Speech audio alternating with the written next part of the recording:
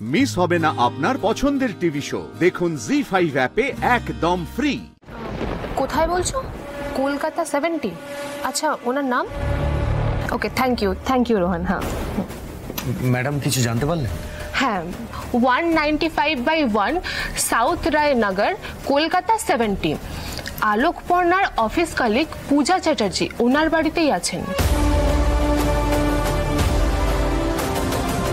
যেভাবেই হোক আমি তোমায় ফিরিয়ে আনবো পর্ণা।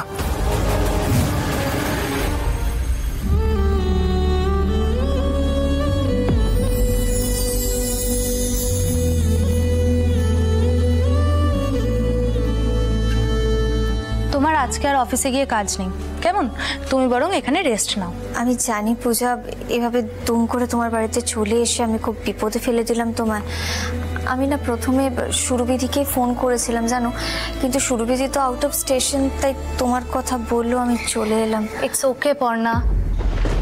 আচ্ছা পর্ণা, তুমি আমাকে একটা কথা বলো তো, দত্ত বাড়িতে এমন কি হয়েছে?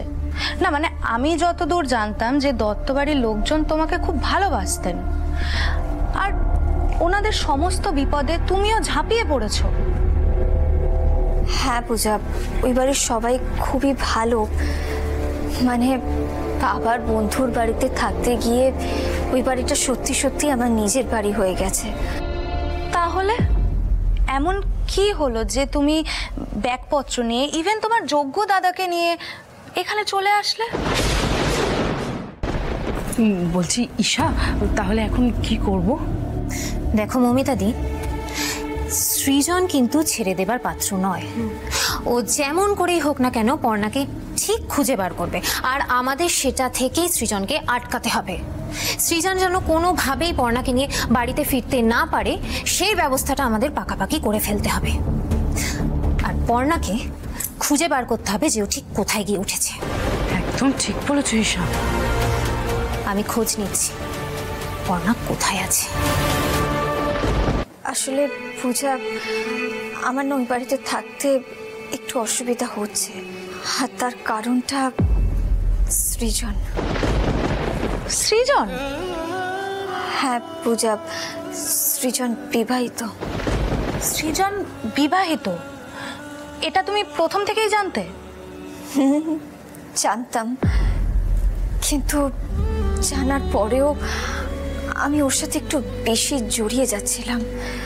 নিজেকে কিছুতে রেজিস্ট করতে পারছিলাম না, কেন জানি না। সেসব যাই হোক, ভুলটা আমারই ছিল পূজা, আর সেই ভুলটা আমি আরো বেশি করে কাল রাত্রে রিয়েলাইজ করেছি। পর্ণা, আমি তোমাকে ভালোবেসে ফেলেছি।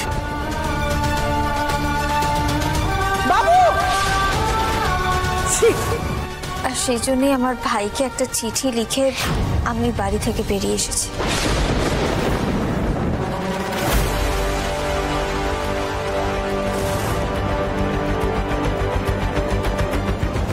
ফায়দা ছাড়া পূজা কোনো কাজ করে না। তোমার মনের কথা আমি একা নয় পর্ণা, তোমার অভিমন্যু স্যারও শুনছে।